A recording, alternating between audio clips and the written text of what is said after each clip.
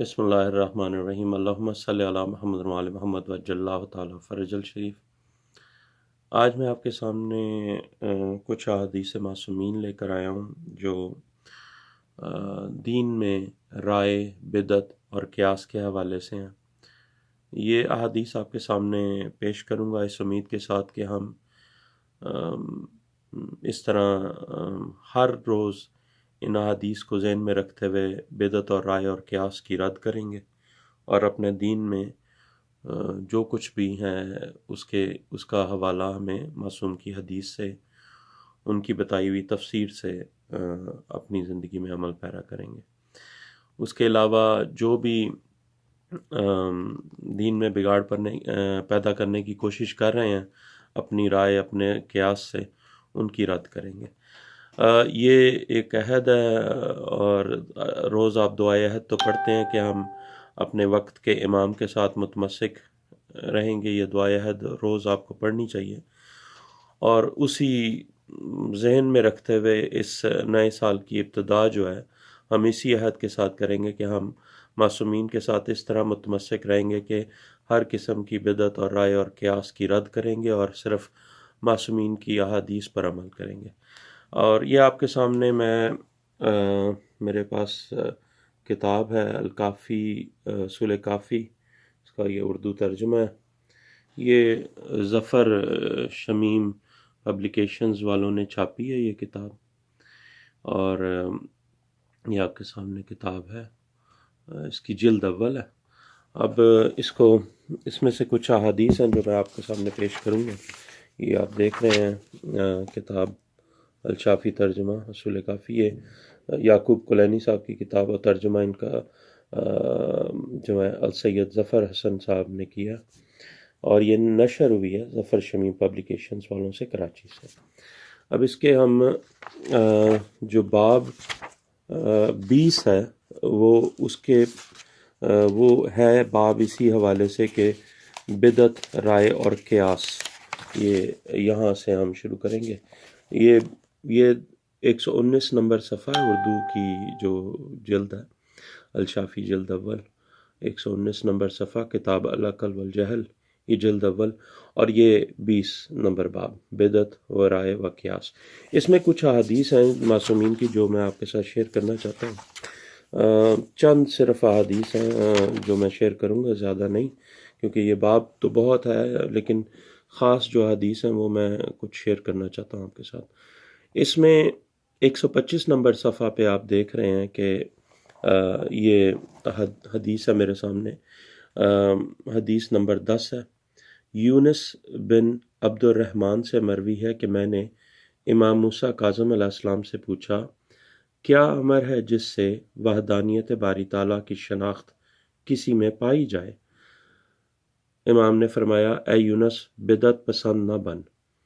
جس نے احکام دین میں اپنی رائے سے عمل کیا وہ ہلاک ہوا، اور جس نے اپنے نبی صلی اللہ علیہ وآلہ وسلم کے اہل بیت علیہ السلام کو چھوڑ دیا وہ ہلاک ہوا، اور جس نے کتاب خدا اور قول نبی صلی اللہ علیہ وآلہ وسلم کو ترک کیا وہ کافر ہوا۔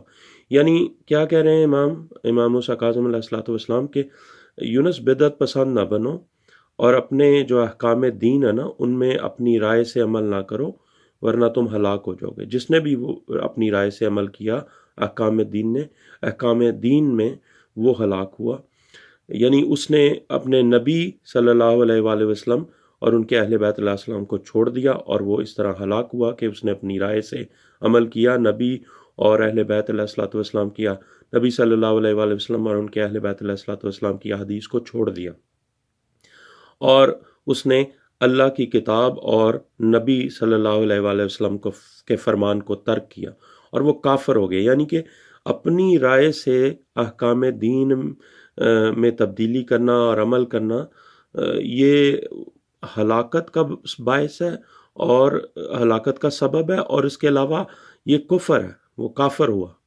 اچھا، یہاں پہ تو آگی نا، یعنی یہ سند ہے کہ آپ نے جو بھی اپنے احکام دین لینے ہیں وہ معصومین سے لینے ہیں، کسی کی رائے پہ عمل نہیں کرنا۔ اب اس سے اگلی حدیث ہے حدیث نمبر 11۔ اس میں راوی کہتا ہے کہ میں نے امام جعفر صادق علیہ الصلوۃ والسلام سے کہا کہ ہم پر کبھی ایسے مسائل پیش کیے جاتے ہیں جن کا جواب ہم کو نہ قرآن سے ملتا ہے نہ حدیث میں، بس ہم خود ہی غور کر کے جواب دے دیتے ہیں۔ فرمایا خبردار ایسا نہ کرنا، اگر تمہارا قیاس ٹھیک ہوا تو اس کا اجر نہ ملے گا، اور اگر تم نے غلطی کی تو اللہ تعالیٰ پر جھوٹ بولا۔ کیا کہہ رہے ہیں امام؟ جس نے کہا تھا نا کہ بھئی ہمارے پاس ایسے مسائل آتے ہیں جن کا ہم کو جواب قرآن و حدیث سے نہیں ملتا، تو ہم خود ہی غور کر کے اجتہاد وغیرہ کر کے اور قیاس کر کے ہم جو ہے نا جواب دے دیتے ہیں۔ تو مولا کیا فرماتے ہیں کہ خبردار ایسا نہ کرنا، اگر تمہارا قیاس جو بھی تم اجتہاد وغیرہ اور قیاس اخذ کرتے ہو دین میں احکام، وہ اگر ٹھیک ہوا تو پھر بھی اس کا اجر نہ ملے گا، اور اگر تم نے غلطی کی تو تم نے اللہ تعالیٰ پر جھوٹ بولا۔ یعنی اندازہ لگائیں یہ جو نئے نئے طریقے ہیں نا کہ او جی یہ مسئلہ تو بیان ہی نہیں ہوا تو اس میں غور فکر کر کے ہم نے اور خود ہی اس کا جواب گھاڑ کے دے دیا، تو یہ معصوم نے سختی سے منع کیا ایسی باتوں سے۔ قرآن و حدیث میں جواب موجود ہے، انہی پہ عمل کرنا چاہیے۔ اور اس کے علاوہ جو ہے اس سے اگلے صفحے پہ ایک حدیث ہے جو میں اب آگے آ جائیں، یہاں پہ الشافی جلد اول کی 126 نمبر صفحے پہ آ جائیں، کتاب العقل والجہل میں۔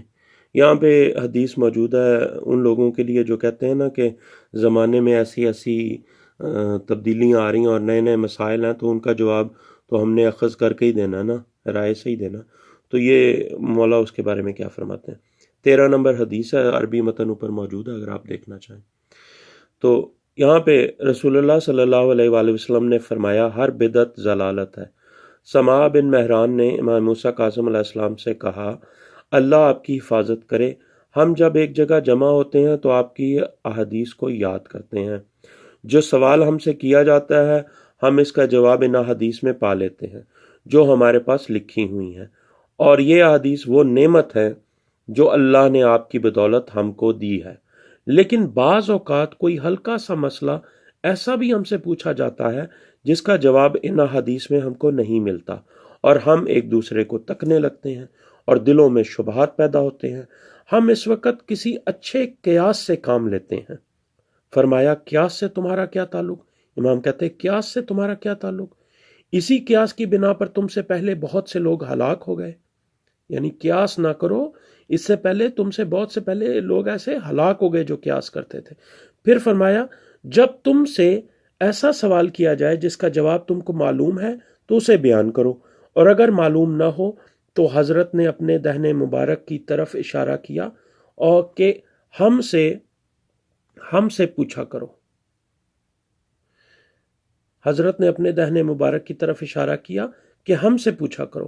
پھر فرمایا اللہ لعنت کرے ابو حنیفہ پر کہ وہ کہا کرتا ہے علی علیہ السلام نے یہ کہا اور میں یہ کہتا ہوں، یعنی میرا قول علی علیہ السلام سے بہتر ہے، نعوذ باللہ، اور صحابہ نے یہ کہا اور میں یہ کہتا ہوں میرا قول ان سے بہتر ہے، نعوذ باللہ۔ پھر فرمایا معصوم نے فرمایا کیا تم اس کے پاس بیٹھا کرتے ہو؟ تو راوی کہتا ہے میں نے کہا نہیں، لیکن یہ جانتا ہوں کہ وہ ایسی باتیں کرتا ہے۔ پھر راوی نے کہا کہ اللہ آپ کا نگہبان ہو، رسول اللہ صلی اللہ علیہ وآلہ وسلم نے لوگوں کو اتنا بتا دیا تھا جو حضرت کے زمانے میں ان کے لیے کافی ہوتا۔ یعنی وہ کہہ رہا ہے کہ مسائل تو رسول پاک نے جو بتائے تھے وہ ان کے زمانے تک کے لیے تھے، ان کے لیے کافی تھے۔ یہ جو جواز بناتے ہیں آج کل نئے نئے مسئلوں کے خود ہی اخذ کرنے کے، تو راوی یہاں پہ جگہ ڈھونڈ رہا ہے۔ میں نے کہا اللہ آپ کا نگہبان ہو، رسول اللہ صلی اللہ علیہ وآلہ وسلم نے لوگوں کو اتنا بتا دیا تھا جو حضرت کے زمانے میں ان کے لیے کافی ہوتا۔ امام نے فرمایا بے شک اتنا بتا دیا تھا جس کی ضرورت ان کو قیامت تک ہوگی۔ ٹھیک ہے، یعنی صرف اس زمانے تک نہیں، قیامت تک ہوگی، اتنا بتا دیا تھا۔ تو راوی کہتا ہے میں نے کہا کیا اس سے کچھ ضائع ہو گیا؟ امام نے فرمایا نہیں، وہ علم اس کے اہل کے یعنی ہمارے پاس ہے، یعنی ائمہ معصومین کے پاس ہے۔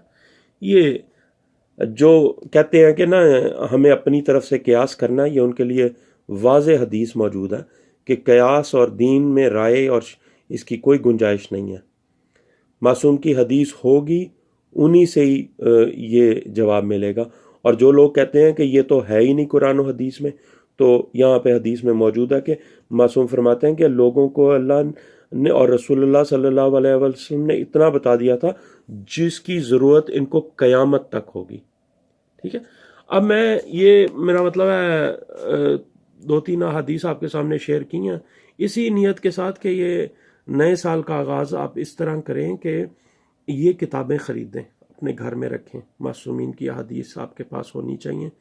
ان احادیث پر اپنے دین کے احکام جو ہے نا ان کو ڈھونڈیں. یہ کسی کی رائے اور قیاس پر اپنا دین خراب مت کریں. اور ان کتابوں کو اصول کافی 5 جلدیں اردو میں ترجمہ ہو چکا ہے. اس کے علاوہ من لا یضر الفقی 4 جلدیں ہیں, ان کا ترجمہ ہو چکا ہے. آپ کے تمام جتنے آپ کے بیسک مسائل ہیں وہ تمام موجود ہیں اس میں. کوئی مہنگی نہیں ہیں یہ کتابیں. ان کو خریدیں, اپنے گھر میں رکھیں. آپ کے بچوں کے کام آئیں گی, آپ کی نسلوں کو کام آئیں گی. بجائے اپنے دین کو خراب کرنے کے, کسی کی رائے اور قیاس پہ عمل کرنے کے کوئی ضرورت نہیں ہے. معصومین کی احادیث پر عمل کریں. اور یہ جو آپ اس نئے سال کا اور اس کے بعد آنے والے ہر سال میں یہ عہد کر لیں کہ آپ نے صرف معصومین علیہ الصلوۃ والسلام کا دامن تھام کے رکھنا, اپنے امام زمان علیہ الصلوۃ والسلام کے ساتھ متمسک رہنا, نہ کہ کسی اور کو, کسی غیر کے ساتھ آپ نے متمسک رہنا. یہ کسی کی رائے کی کوئی حیثیت نہیں ہے دین میں. صرف معصومین کی احادیث سے دین کے احکام لینے آپ نے. امید کرتا ہوں آپ یہ ویڈیو تمام لوگوں کے ساتھ شیئر کریں گے اور اپنے اور میرے حق میں دعا فرمائیں گے اور رزق معرفت کا وسیلہ بنیں گے. اللہم صلی علی محمد و آل محمد وعجل اللہ تعالی فرج الشریف.